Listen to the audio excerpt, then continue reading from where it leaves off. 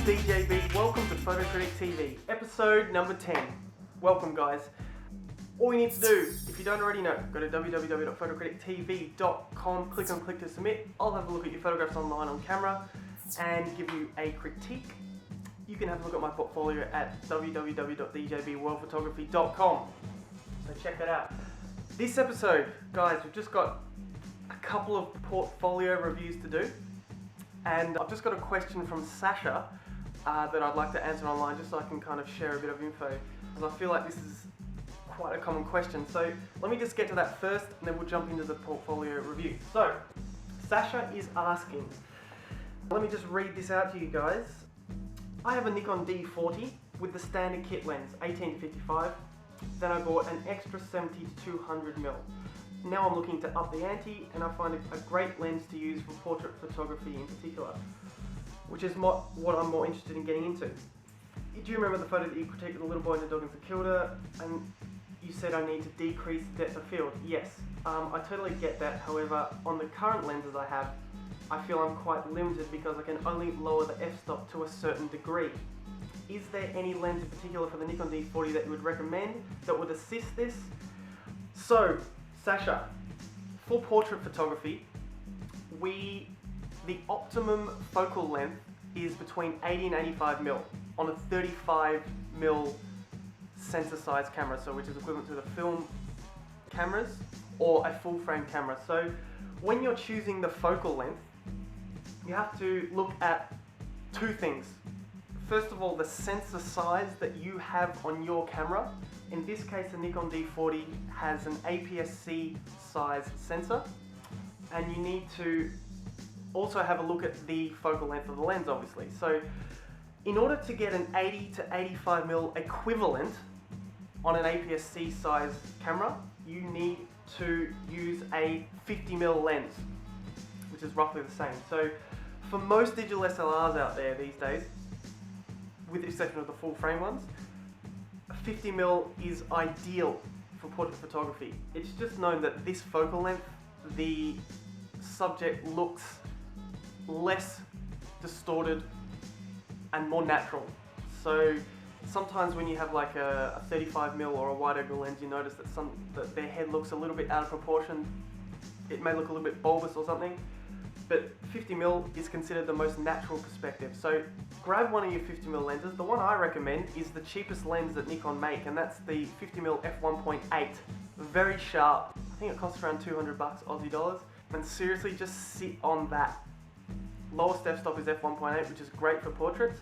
Do that until you upgrade to an FX or full frame body like the Nikon D700 or a Canon 5D Mark II or something along those lines. Everybody makes full frame cameras. So yeah, give that a go, Sasha. And what I'll do is now, I'm going to do a couple of portfolio reviews. We've got one from Mason Healy and another one from Andy Shepherd. I'm just going to jump on the computer and I'll see you in a minute. Alright guys, let's have a look. The first portfolio review from Andy Shepherd. Let's get into it. Andy, the first thing I can see about your website is this pop-up that comes up every single time I click on any of your links is extremely annoying, and it does really take away from the viewing experience here. I'm not quite sure why that's coming up. Perhaps that's something that is part of the web hosting plan that you've got. If it's just a free plan, maybe this is part of the advertising that they're enforcing on you, but either way, I think you need to somehow remove that because it really does disrupt the user's experience on the website. It's good that you've got the first thing that the user sees, when the viewer sees when they go to your website, is a slideshow of your photographs, which is good. We always want to show our best work first. But I would say that the little bottom left hand corner of the slideshow, you've got a name for each of your photographs. I find that quite invasive into the slideshow and into the photographs, and I want to see what's behind there.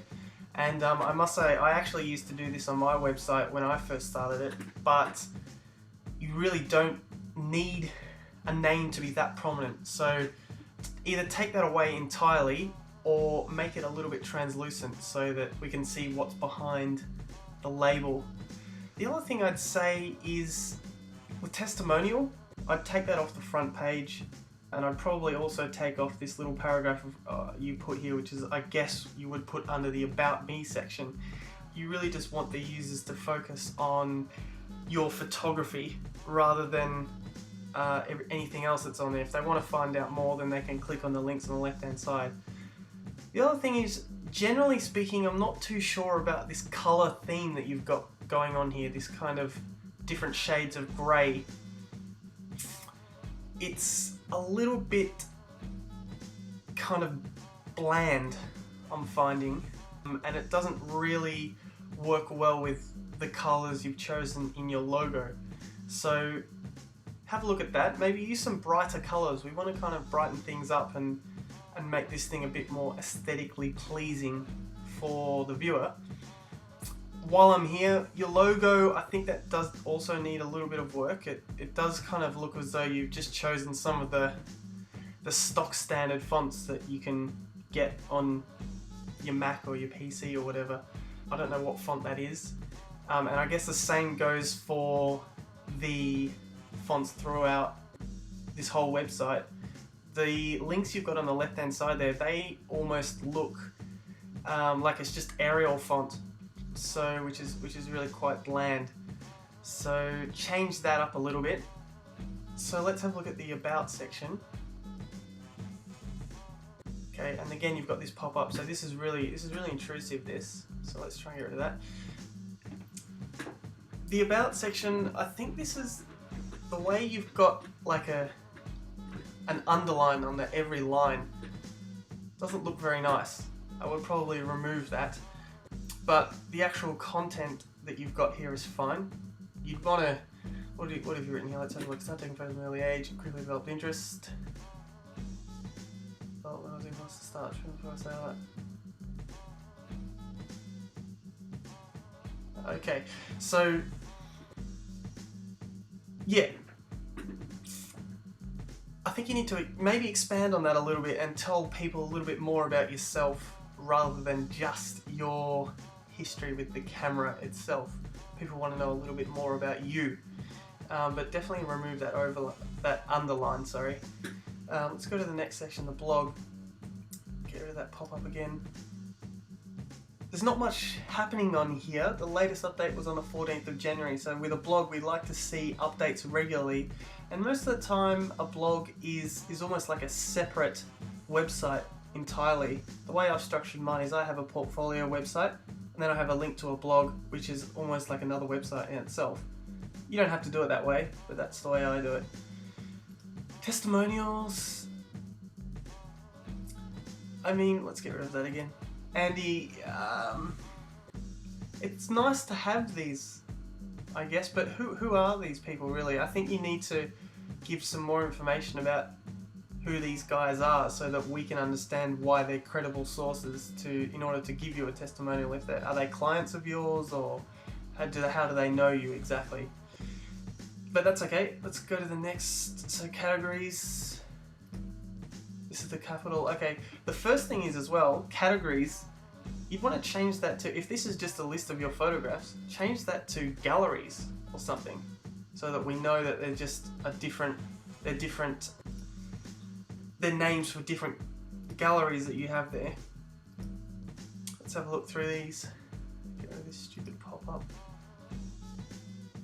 Now this portraiture one, honestly, I would remove that altogether. I don't mean to be rude or anything there, but looks like you've just got a few happy snaps here of like you and your friends in funny mirrors and stuff like that. Let's have a look at the next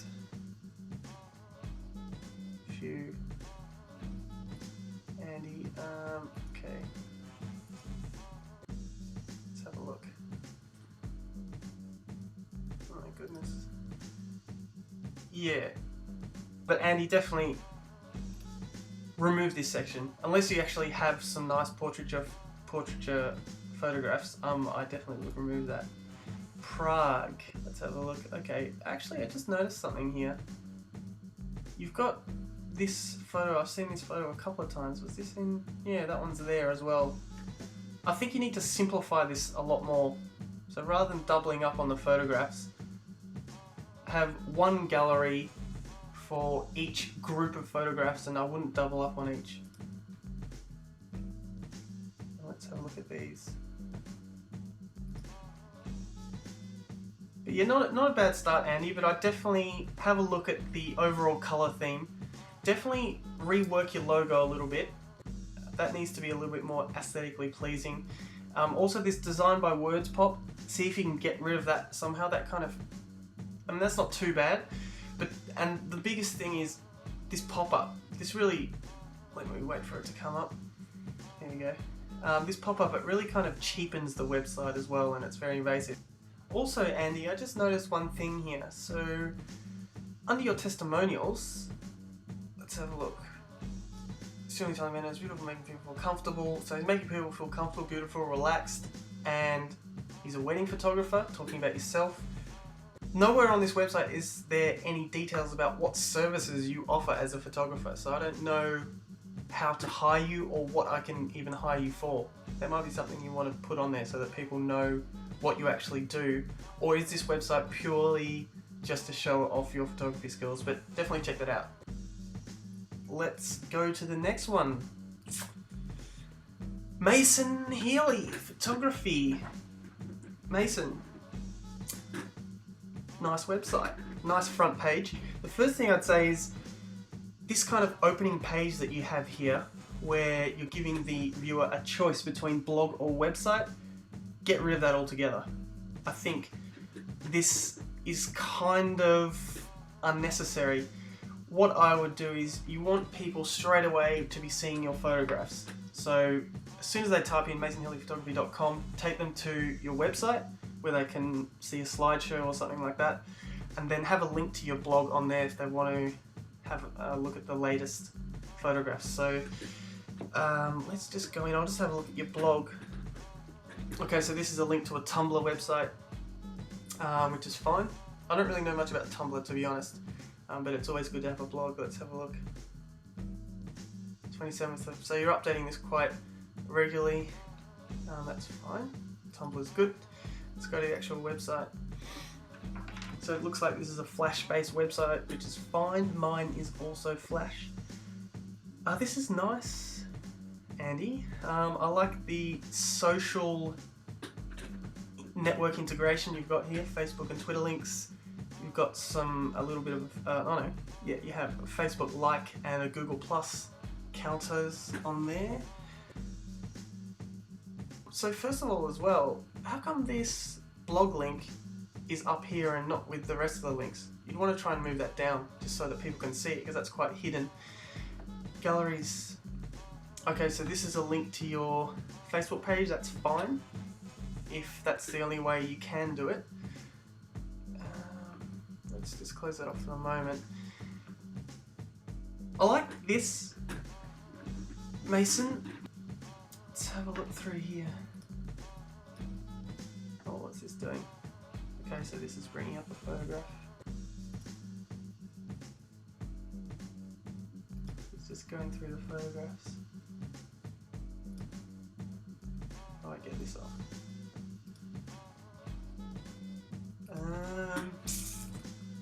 Oh. Okay, so we just click on it, that makes sense. I don't know if there's any way to get that playing automatically, but I think we really want to make that more prominent on the page. Let's have a look what else we got here about Mason. Let's take a quick look. This is good.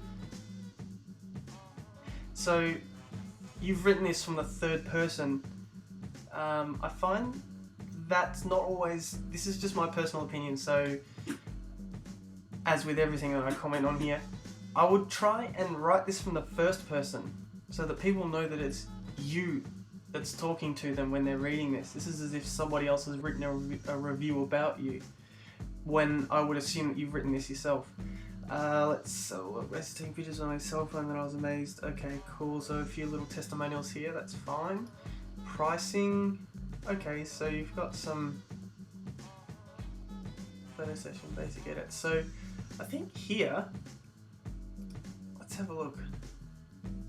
we don't really know. You said photo session, but what does that mean? Is that, I think you need a little bit more description there about what sort of photo session you're selling. Is this, oh, here we go. Doesn't really say what we're getting for $50. I'm currently not shooting weddings, events. What you have to do, your engagements and bridal, do not do prints for my clients. Okay, cool. So you're just doing CDs. That's fine. This is fine. This is not too bad, but I think just a little bit more info about what's happening with the photo session there. Video slideshow, blah blah. Okay, cool. Contacts. Let's have a look. That's good. Frequently asked questions. How many pictures does a 1 hour shoot get me? 30 to 45 images. What the advanced editing? So you've actually got, so your advanced editing, which is basically post-production work, you've made that an extra. Mason, I know with my work, there is no separation between the post-production work and the photography. That's all one package.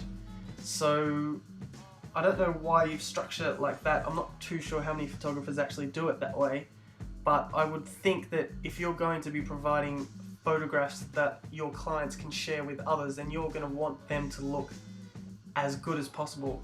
And so if you're making advanced editing something which improves the photographs, let's have a look. There you go. So something that improves your photographs, I think you're going to want to do that to every single photograph. So I wouldn't actually make that an add-on extra. Just increase your prices a bit if you have to, but definitely do that for every photograph that you have. Let's have a look. I'll just have a quick look at your galleries on Facebook.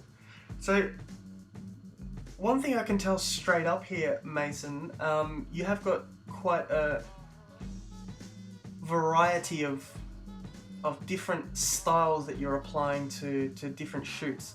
So it almost looks as though you have gone into Adobe Photoshop and just applied different actions, or maybe you're using Lightroom and you're applying different presets, but you need to find a consistent style.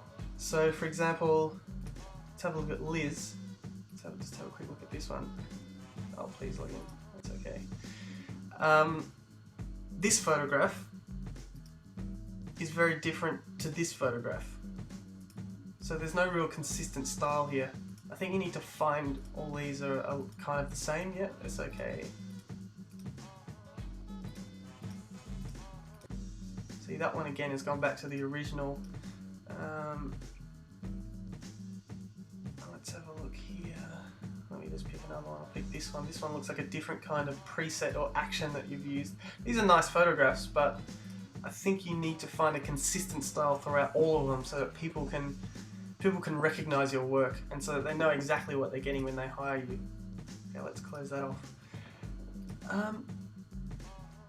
Mason, I think, yep, that's quite a nice website there, mate, but definitely I think the main thing for your work especially is find a consistent style and stick with it, and have a, oh sorry, didn't mean to click on that. So have a consistent style, stick with it, and also you need to simplify. I actually think you need to simplify this pricing structure a little bit. The extra hour is fine, but I don't. This whole add-on thing, just remove that heading and put it under pricing. People will be less inclined to read through all of this. Alright, thank you very much for submitting that, Mason. Hopefully that was helpful, but once again, like I said guys, this is purely just my opinion. Take it on board if you wish, but hopefully I've helped you out. Alright, we'll catch you next week guys.